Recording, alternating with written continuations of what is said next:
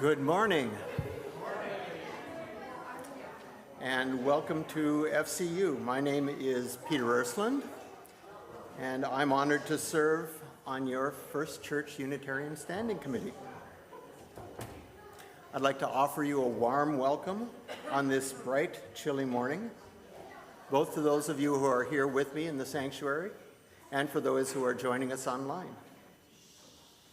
We are positively thrilled that you've joined us today. I'd like to bring your attention to the Community Matters.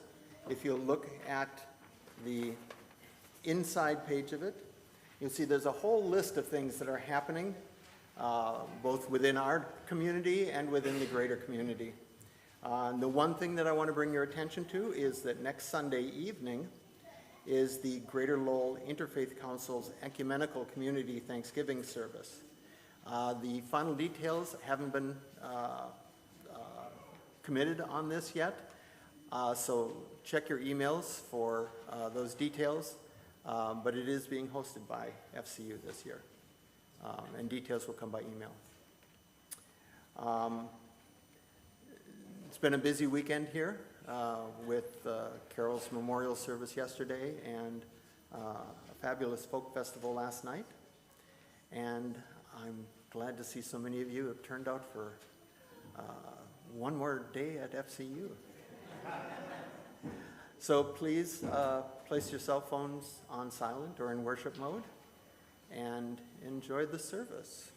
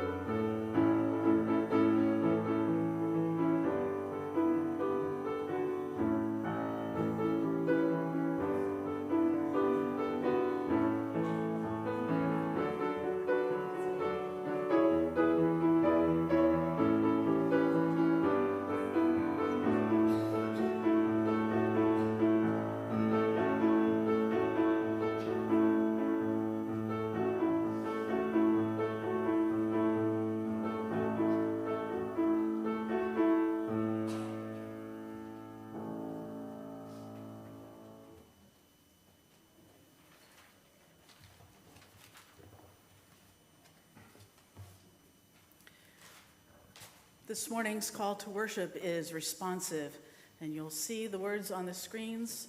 You could also look in your hymnal at 650 if you prefer. The response on the screen is in bold italics. Cherish your doubts, for doubt is the attendant of truth.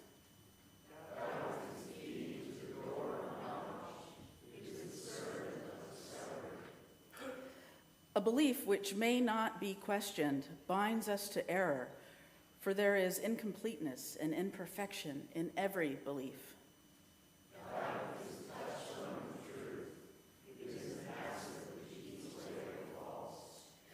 Let no one fear the truth, that doubt may consume it, For doubt is a testing of belief.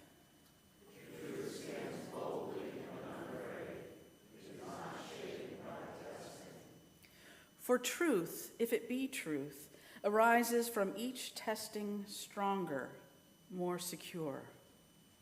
Those that silence doubt are filled with fear. Their houses are built on shifting sands. But those who fear not doubt and know its use are founded on rock. They shall walk in the light of growing knowledge.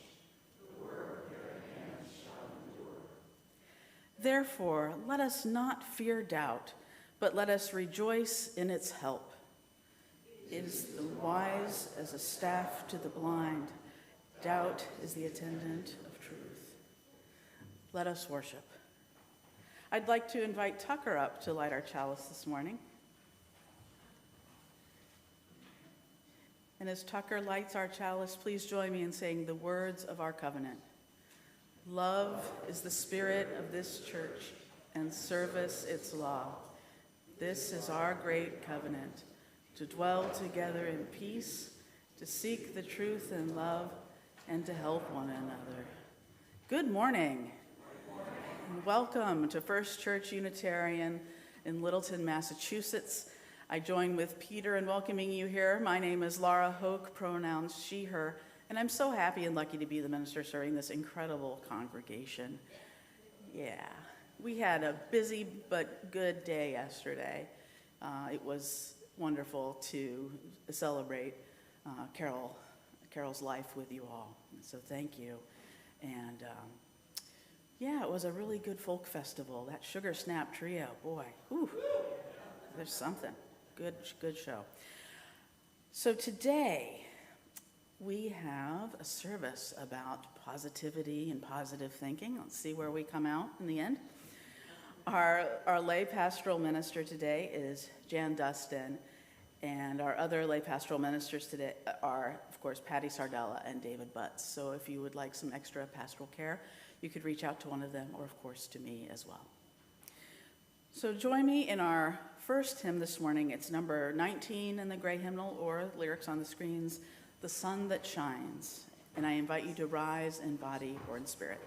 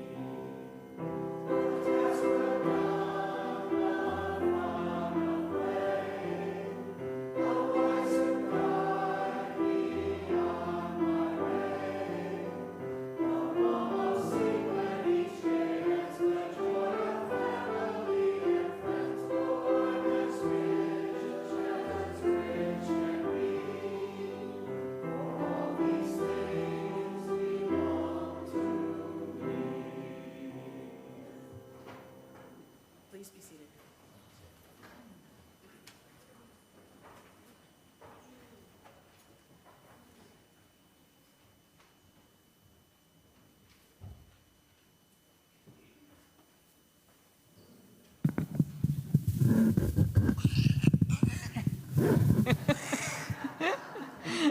Thank you. Oh, you can hear me, because I can.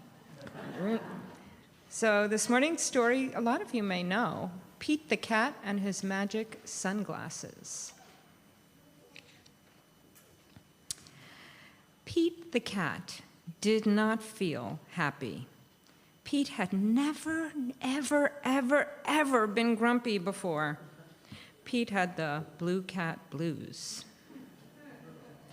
Then, as if things were not bad enough, along came Grumpy Toad. Grumpy Toad was never happy. He always wore a frown.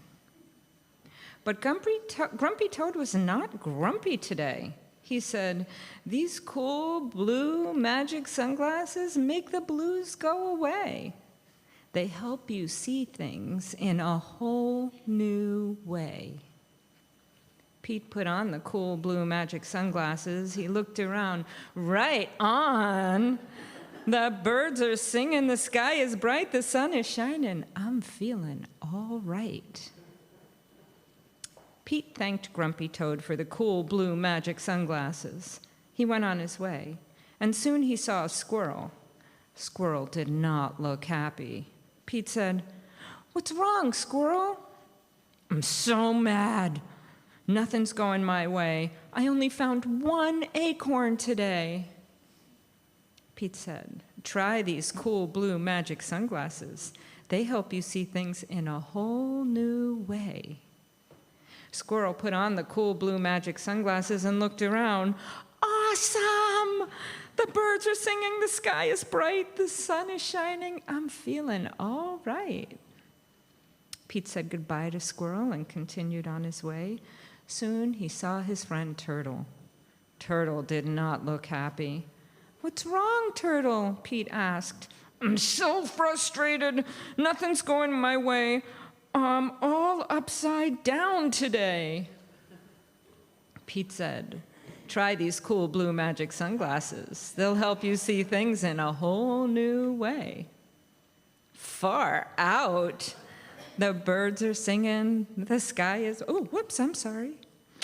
Turtle put on the blue magic sunglasses and looked all around. And then he said, far out. The birds are singing. The sky is bright. The sun is shining. And I'm feeling all right. Pete kept rolling along until he saw Alligator. Alligator did not look happy. "What's wrong, Alligator?" Peter asked. "I'm so sad. Nothing's going my way. No one wants to play with me today." Pete said, "Try these cool blue magic sunglasses. They'll help you see things in a whole new way." Alligator put on the cool blue magic sunglasses, looked around. Rockin'! The birds are singing, the sky is bright, the sun is shining, and I'm feeling all right. Pete was rolling along and feeling all right when suddenly he fell back. The cool blue magic sunglasses went crack. Uh-oh. Pete didn't know what to do without those sunglasses. Just then, Pete looked up at the tree. Wise old owl said, "Pete, you don't need magic sunglasses to see things in a new way. Just remember to look for the good in every day." Pete looked around without his sunglasses. Too cool. The birds are singing, the sky's bright, the sun is shining, and we're feeling all right. So remember, you can do this too without blue magic sunglasses.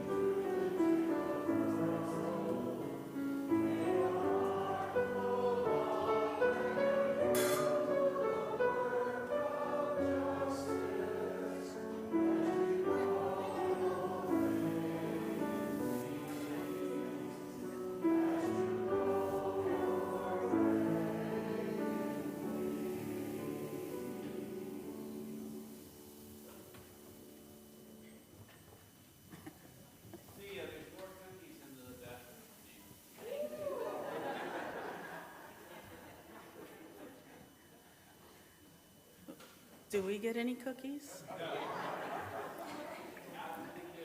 Okay, that's right.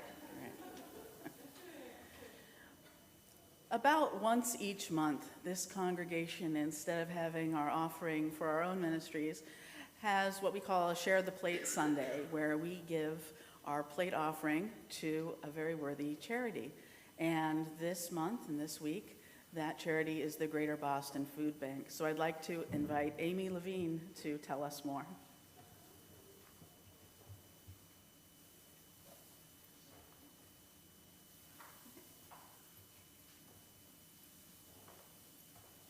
Hi, everyone. I'm Amy Lavigne. I work at the Greater Boston Food Bank. I work in the finance department, so I see firsthand the effect that the economy and that COVID has had on our Eastern Massachusetts community. So I'm going to start this with a little exercise, which has not been done before, so hopefully it's successful. I'm just going to ask that every third person raise your hand. So we're going to start here. So you're 1, 2, if you could raise yours, and then 1, 2, back there, raise yours. 1, 2, 3, 1, 2, 3, 1, 2, 3 in the purple. 1, 2, 3. Yep. 1, 2, 3. We'll go with that. 1, 2, 3 with the beautiful pink hair. Where was that? 1, 2, 3. Sir with the purple shirt. 1, 2, 3. Yep. 1, 2, 3. Yep. 1, 2, 3. Clippy. That's you. 1, 2. Where did I go wrong? 3. 1, 2, 3. 1, 2, 3. Man in the hoodie. That's you. Glasses. You'll do it. Thank you. 1, 2, 3. Man in the pink cardigan. 1, 2, 3. Sir. Yep. 1, 2, 3. You guys count together. There you go. 1, 2, 3. Ma'am in the rocking chair. 1, 2, 3. Mr. DJ. 1, 2, 3. Either of you in the back chair. So if everyone can just look around and see everyone that's raising their hand right now, you all represent the 1 in 3 people in Eastern Massachusetts right now that are struggling with food insecurity. So if you just look at that, that's a lot of people. So we're here to, you can put your hands down, to try and make sure that that number goes away and decreases. The Greater Boston Food Bank, we distribute food anywhere from Cape Cod all the way up to almost the border of New Hampshire. And we collect multiple different fundraising efforts, and we do rely heavily on our community along with different government grants that we apply for. And we also do provide grants to our local food bank communities. Another thing I wanted to point out that I didn't know when I started working at the food bank is we do not distribute food to the community. Like, we don't hand out food at our location. We provide food to the smaller food banks in the area. So I thought, we give out food because it's this huge, sprawling, insane warehouse. But we do not. We provide them to the Eastern Massachusetts community. And I'm sure that all of you know, as I do, that during COVID, the price of everything increased, and that is including the price of food. You and I both know how much more we spend on groceries every single week. It's very daunting. So that 1 in 3 is a higher number than it was before COVID, and we do continue to, push and persevere and work through it to get the food to the people that need it. We distributed last year 85 million meals to the people of Eastern Massachusetts, which is a staggering number. And another very interesting number that you guys might want to know is every single dollar provides a meal to a person in need in Massachusetts. So we work with different companies, like Teddy Peanut Butter donates pallets and pallets of peanut butter to our organization, but we still have to pay the freight, which is not cheap. So with the good, there's the bad. Not necessarily bad, but there's different things that we need to work on. So we very much appreciate any donations that you would be willing to give to the Greater Boston Food Bank, and I will be around afterwards to speak with you guys if you have any questions. I think that's it. Thank you so much.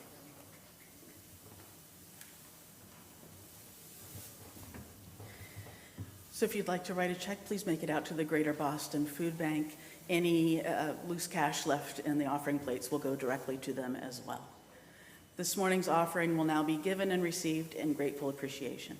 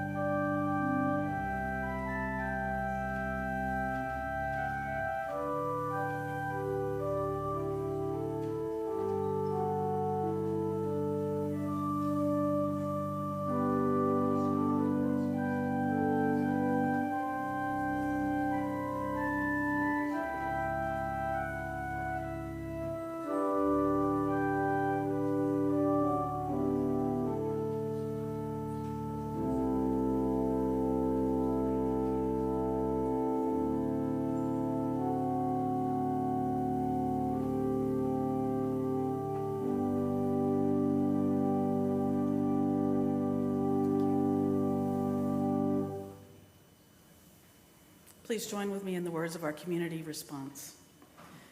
We are grateful for the opportunity to give and serve, and grateful for the gifts we have received. May this affirm the ministries of our church community, both within and beyond these walls. Most weeks, this congregation shares a special time that we call the Candles of Caring. This is an opportunity for you to share your dearest joys or concerns that might be with you this morning with this gathered beloved community. If you have an important joy or concern that you'd like to share, we invite you, if you're able, to come up and speak into the microphone and let us know your name and briefly how we might direct our thoughts, prayers, or healing wishes. And also we can bring the microphone to you where you are if you wish. And for those of you with us on Zoom, if you could raise the hand in the reactions area, we will call on you in turn and also light candles up front. Are there any candles of caring this morning, but that remain unspoken?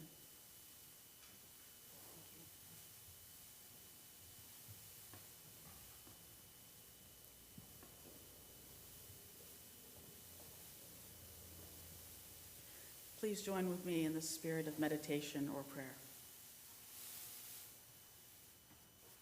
Once again, we have come together in love and trust, sharing those cares dearest to us with this gathered, beloved community. Let us hold in our hearts and our thoughts and prayers those joys and concerns that were spoken aloud, as well as those that remain unspoken, as we share in a time of sacred silence.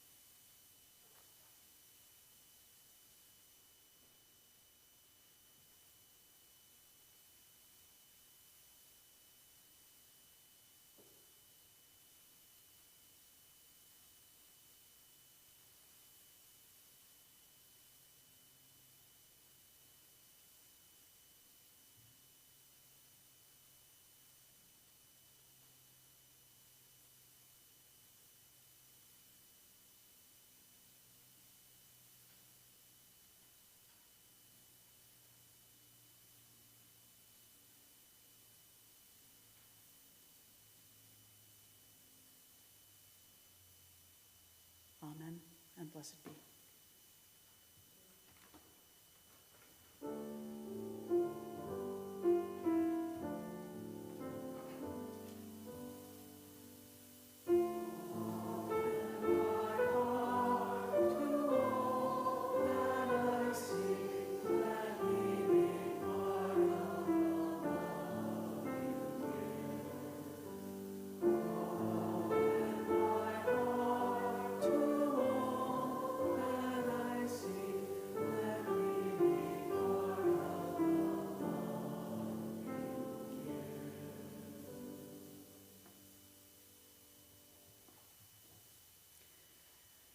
Back in 1952, more than 70 years ago, Norman Vincent Peale published the best-selling and iconic book, The Power of Positive Thinking.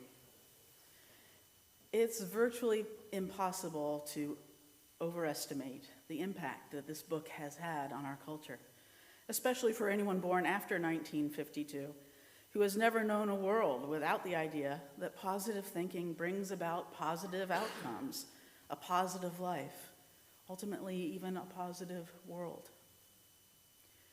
Norman Vincent Peale was a Protestant minister, was raised Methodist, but eventually became part of the Reformed Church of America, which is, of course, now part of the United Church of Christ.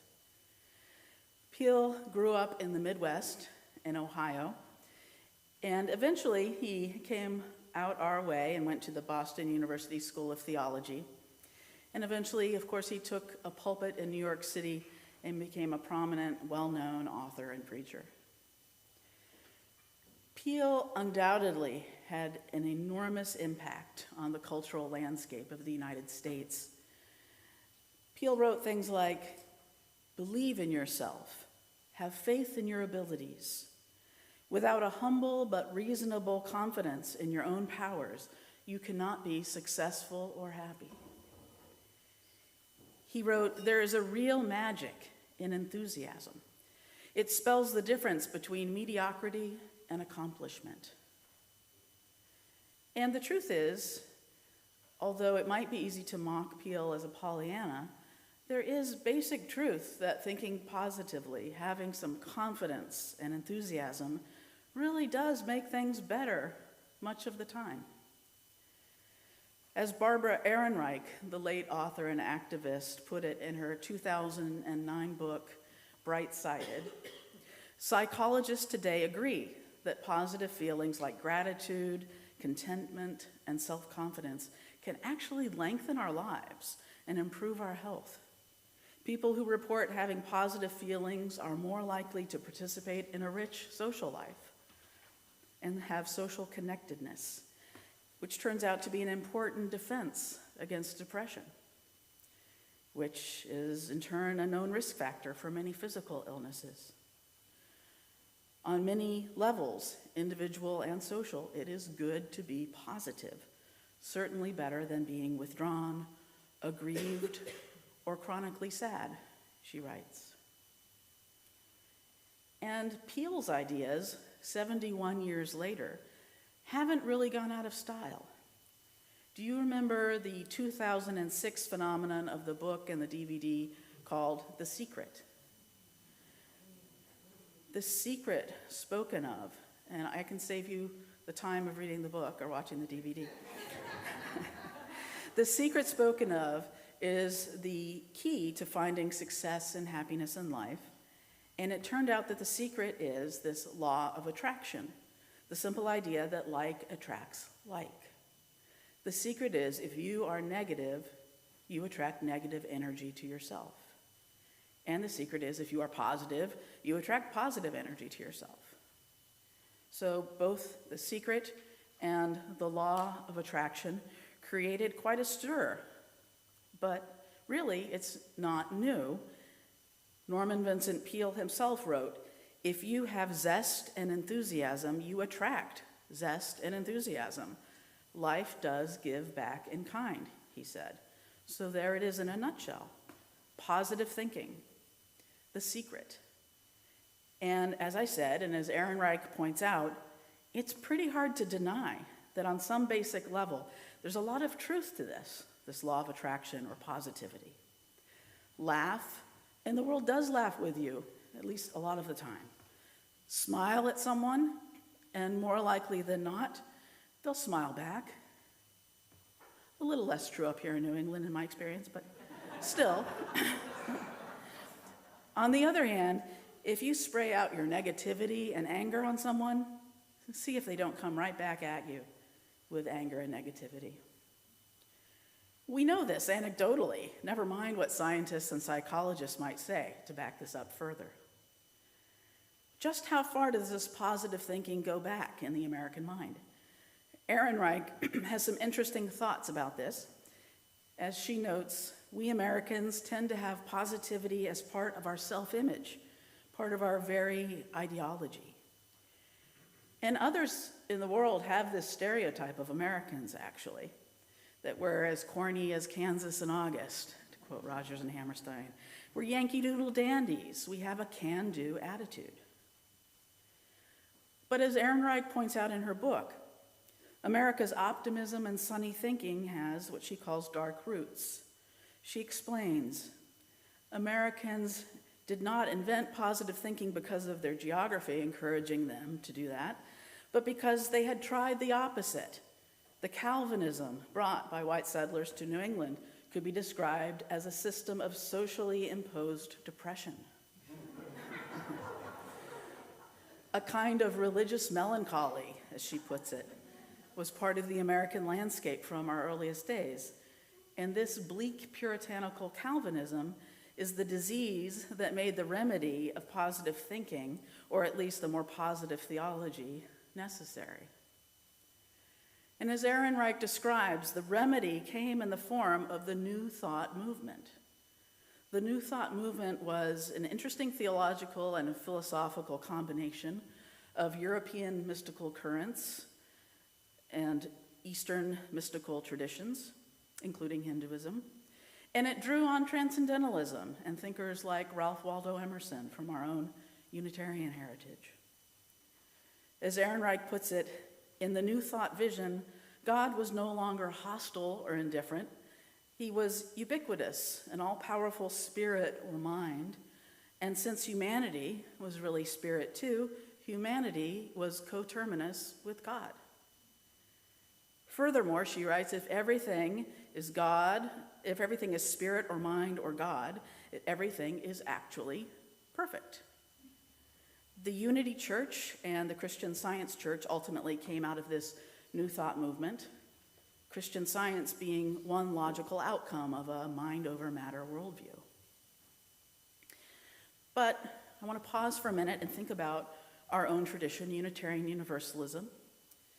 It's sort of interesting that our early Puritanism caused us to react with transcendentalism, and now we have to rethink all of that. So it goes. Unitarian Universalism. So in addition to transcendentalism, there are other New Thought movements that I see in our history. For instance, one common declaration of Unitarianism from the late 19th century up until the 1930s was the so-called Unitarian Covenant. You might know it, which stated, "We believe in the fatherhood of God, the brotherhood of man, the leadership of Jesus, salvation by character, and the progress of mankind onward and upward forever." That's some positive thinking. But let's not forget the Universalist heritage, which rejected the hellfire and damnation of Calvinism from the start, insisting that God was too good to condemn humans to eternal punishment. So far, so good. I mean, being positive in religion seems more appealing to me than the appalling harshness of Calvinism and our earliest Puritan roots. But beware pitfalls, downsides. As Ehrenreich points out, these more positive theologies held on to some of the toxic elements of Calvinism. Namely, they created a new kind of judgmentalism and an insistence, as she puts it, on the constant interior label of self-examination. To be the positive thinker, emotions remain suspect, and one's inner life must be subjected to relentless monitoring. So you still see that insistence that one must work, work, work. And while the Calvinists can never let down their guard against sinful thoughts and actions, Ehrenreich believes that the religions of positive thinking mean never letting down one's guard against creeping negativity. For all the veneer of positivity, there's a hidden heart of negativity in positive thinking. Remember that Unitarian covenant I just shared with the salvation by character. What's the flip side of that? It would have to be something like damnation by character defects. Perhaps that's why the Reverend Rosemary Bray McNatt, president of the Star King School for Ministry, one of our Unitarian Universalist seminaries, writes, "For people who are blessed with the gift of free religious community, we are also cursed with a nasty little Calvinist streak that we would do well to examine. We would rather be angry and judgmental with one another and ourselves than be tender and merciful in simple acknowledgement of how hard it continues to be to do what we must do in our congregations." In addition, this constant self-examination leads to what Ehrenreich calls self-alienation. She writes, "A curious self-alienation is required for this kind of effort. There is the self that must be worked on, and another self that does the work. It's almost like you're spying on yourself and reporting on yourself to yourself." Sounds a little crazy making. So if that's positivity for us religious liberals, what about on the more conservative side of the historically Protestant tradition? I can't go into detail for lack of time, but Ehrenreich writes about the prosperity movement or the prosperity gospel. It's popular among many. One good example, of course, is Joel Osteen and the Lakewood Church in Houston. And maybe you've seen Joe Osteen on late at night when you've come to the end of your program, and there he appears, and maybe you turn the channel, I don't know. But what he preaches is very upbeat. It's positive, you could say, with the main message being that God wants people to be prosperous. And This message is wildly popular with mega churches in the United States much larger than any Unitarian Universalist congregation anywhere. And Osteen seems to be a happy man. He's certainly prosperous. And I don't doubt that some of his followers are helped by the message and an upbeat outlook.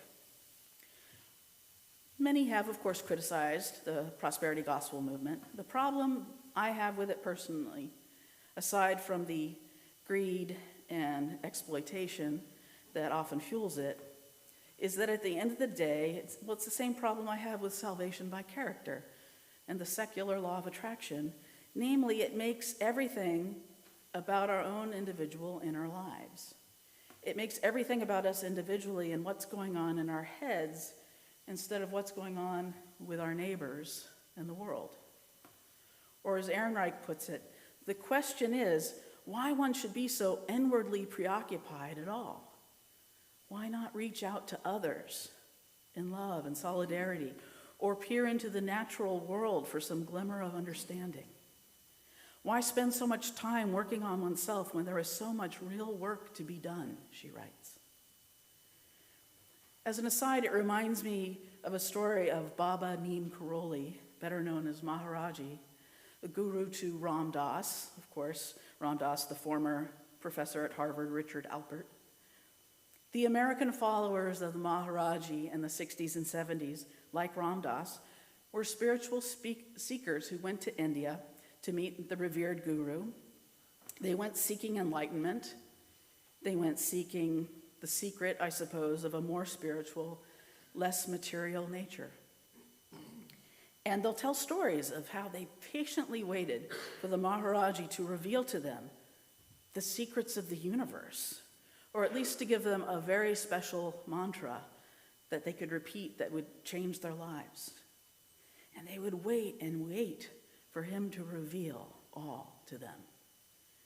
But instead, when the American seekers went to Maharaji to reveal this mysterious secret of life, or at least to reveal what they should do, the Maharaji would say to them, "Feed people."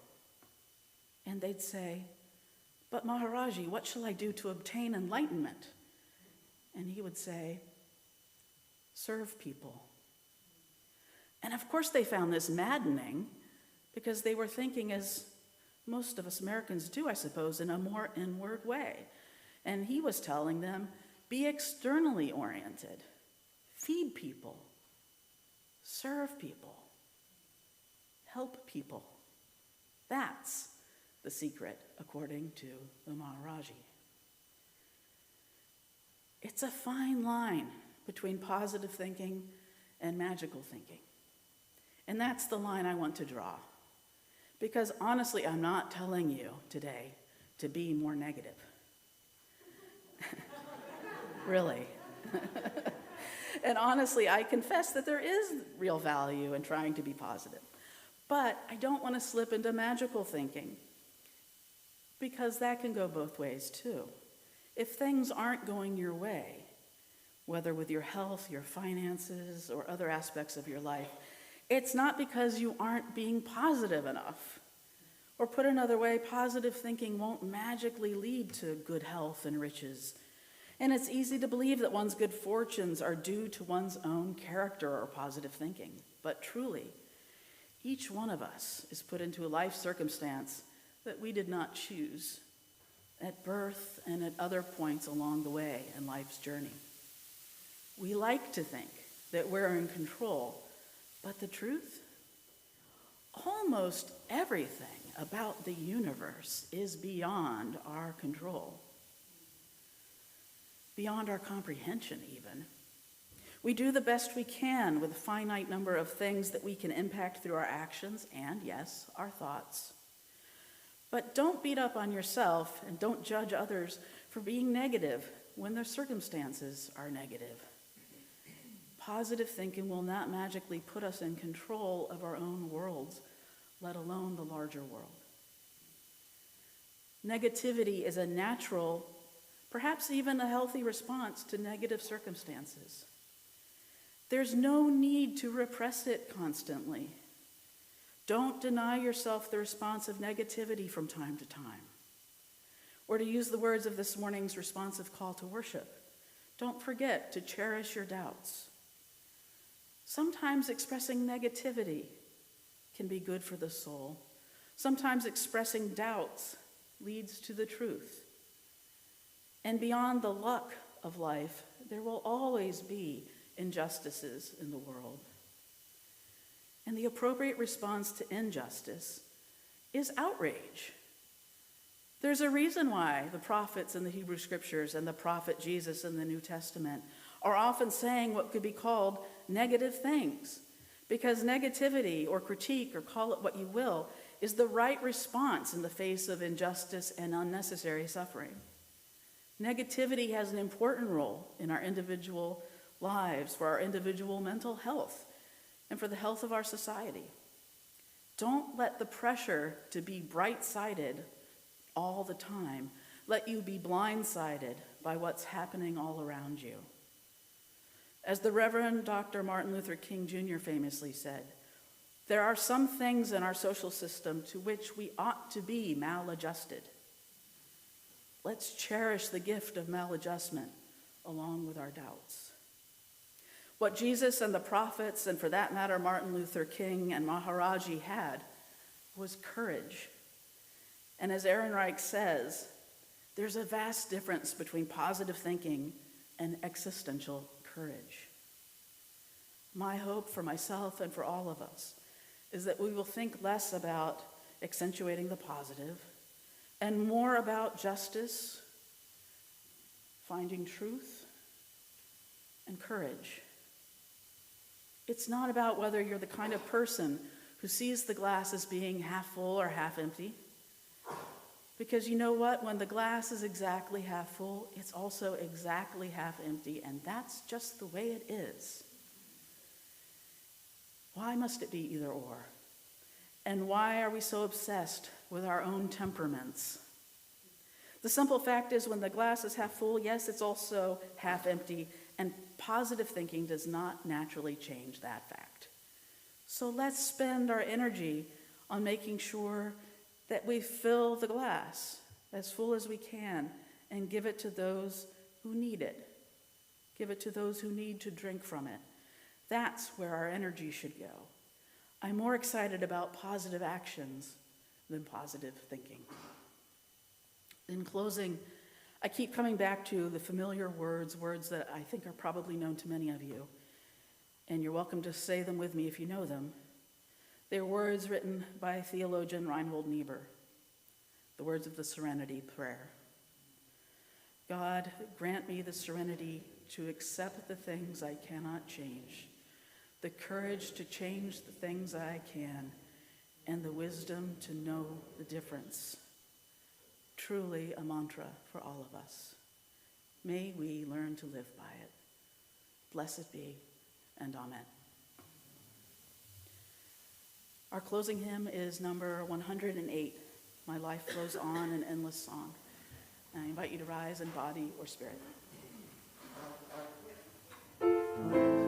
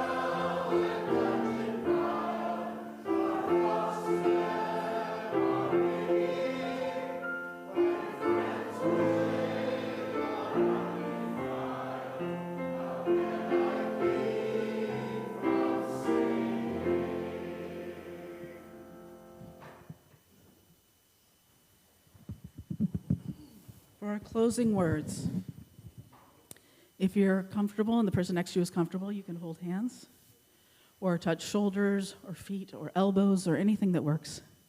Or simply hold your hands up and feel the energy between us and those who are with us online as well.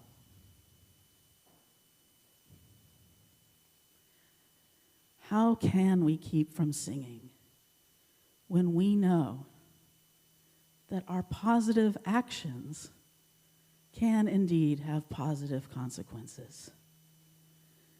When we know we have the power to do good in the world. Let us do good to ourselves and to each other by being less judgmental and more loving and more giving. May it be so. Blessed be, and amen. Please be seated.